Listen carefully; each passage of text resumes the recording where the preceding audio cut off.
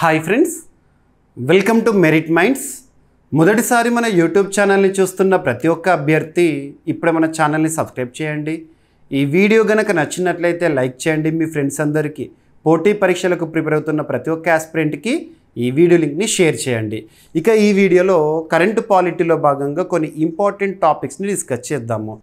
So ఇక్కడ observe చేస్తే first topic, దేశ ముఖ్యమంత్రుల ఆస్తుల స్థితి. ADR report, association for democratic reforms. ఈ సంస్థ గురించి రెగ్యులర్గా మనం వార్తల్లో చూస్తాము. చాలా టాపిక్స్ని డిస్కస్ చేసాం మనం. ఈ టాపిక్ ఏదైతే ఉంటుందో ఏడిఆర్ రిపోర్ట్స్ అనే టాపిక్లో భాగంగా ముఖ్యంగా గ్రూప్ 1 మెయిన్స్ ఎగ్జామినేషన్స్లో కానివ్వండి, లేదంటే యూపీఎస్సీ సివిల్ సర్వీసెస్ మెయిన్స్ ఎగ్జామినేషన్లో కానివ్వండి, లేదా డిస్క్రిప్టివ్ ఎగ్జామినేషన్స్ ఏవైతే ఉంటాయో అక్కడ మనము సమాధానం ఇచ్చేటప్పుడు ఇలాంటి ఏడిఆర్ రిపోర్ట్స్, అందులోని గణాంకాలను పేర్కొంటే ఎక్కువ మొత్తంలో మార్క్స్ సాధించవచ్చు. So association for democratic reforms ఎందుకోసం పనిచేస్తోంది ఈ సంస్థ? ఇది 1999లో ఏర్పాటైంది. 1999లో ఎందుకోసం పనిచేస్తుందో ఒక స్వచ్ఛంద సంస్థ అని చెప్పొచ్చు, ప్రభుత్వేతర సంస్థ.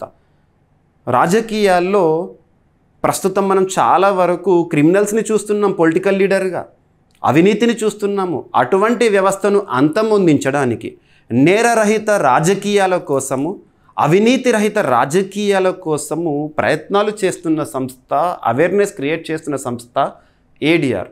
వారిచ్చే రిపోర్ట్స్ని రెగ్యులర్గా చూస్తూ ఉంటాం, రాజకీయ నాయకులకు సంబంధించి, రాజకీయ పార్టీలకు సంబంధించి.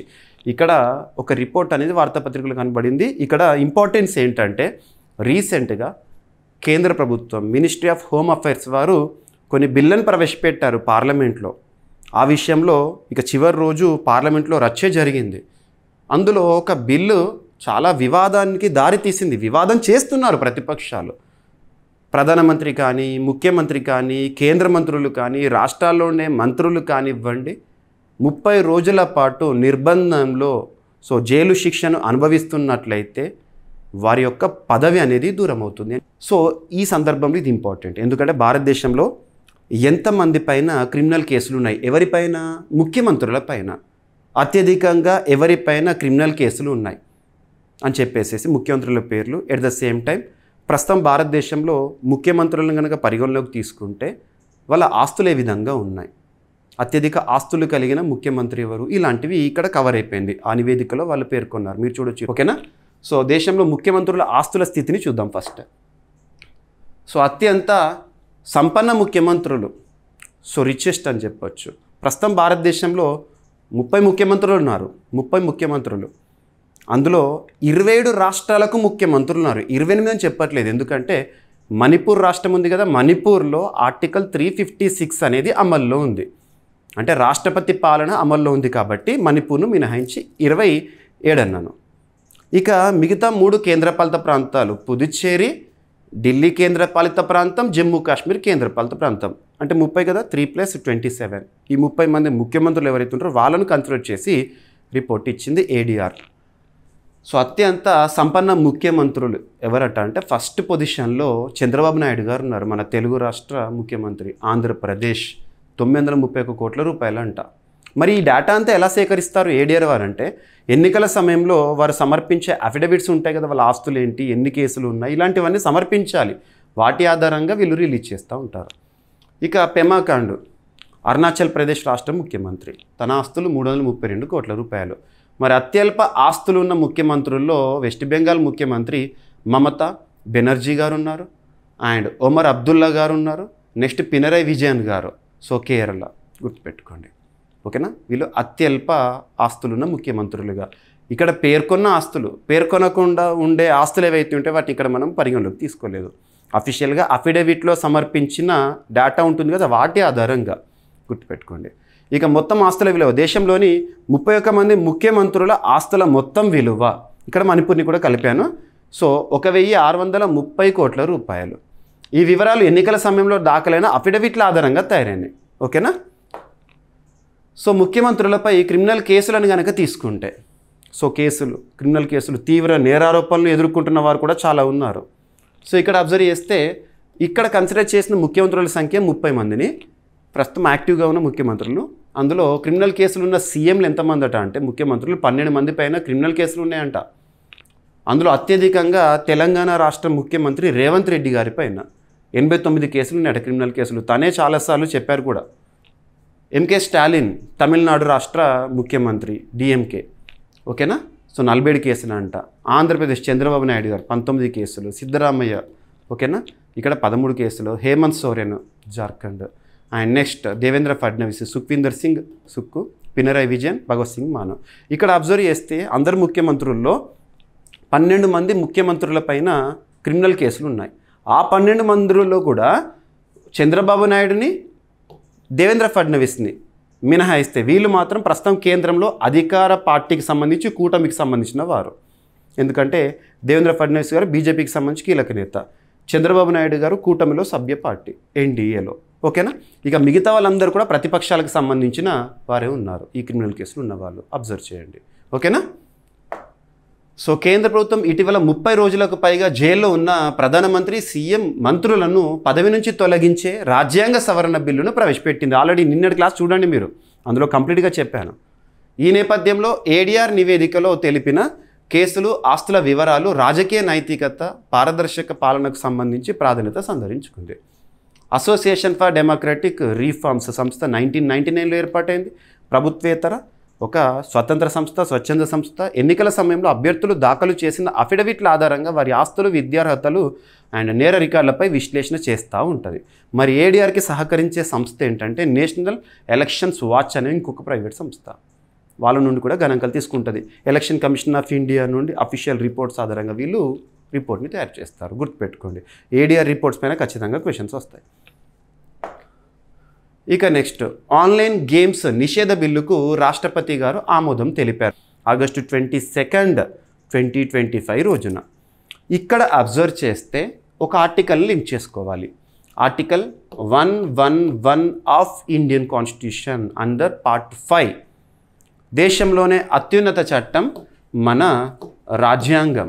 రాజ్యాంగంలోని 5వ భాగం పార్ట్ 5 ప్రత్యేకత ఏంటి? The largest part in Indian constitution. Article 52 నుండి 151 వరకు చూస్తాం. Almost 9900 articles.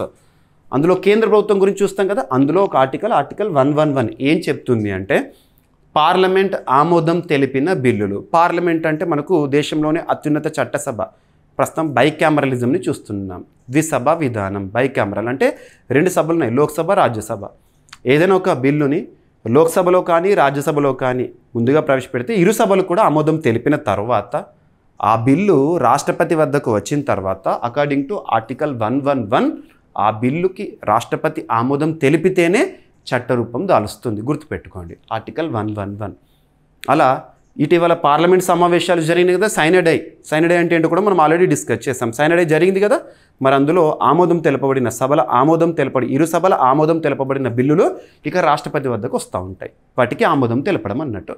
ఇక్కడ మరి అబ్జర్వ్ చేస్తే గేమ్స్, ఆన్లైన్ గేమ్స్కి సంబంధించి ఇక్కడ ఇంకొక పాయింట్, రాజ్యాంగంలో షెడ్యూల్ 7 లేదంటే ఆర్టికల్ 246 దేని గురించి చెప్తుంది? భారతదేశ రాజ్యాంగంలో సమాఖ్య అనే పదం ఎక్కడ లేదు, కానీ సమాఖ్య లక్షణాలను చూస్తున్నాము. అధికారాల విభజన సింపుల్గా దేశమంతా పరిపాలించేది కేంద్ర ప్రభుత్వము. యూనిట్స్ అంటే రాష్ట్రాల్లో ఒక్కొక్క రాష్ట్రంలో ప్రజలచే ఎన్నుకోబడిన ప్రభుత్వం అనేది ఉంది, రాష్ట్ర ప్రభుత్వము. మరి ఇలా 2 ప్రభుత్వాలు ఉన్నాయి కాబట్టి గొడవలు రాకూడదు వీరి పరిపాలనలో భాగంగా అని చెప్పేసి రాజ్యాంగ నిర్మాతలు ముందు జాగ్రత్తలో భాగంగా ఆర్టికల్ 246లో 3 జాబితాలను పేర్కొన్నారు. కేంద్ర జాబితా, యూనియన్ లిస్ట్ అంటే కేంద్ర ప్రభుత్వానికి మాత్రమే ఉండే అధికారాలు, వాటిపై చట్టాలు చేసే అధికారం పార్లమెంట్కు ఉంటుంది.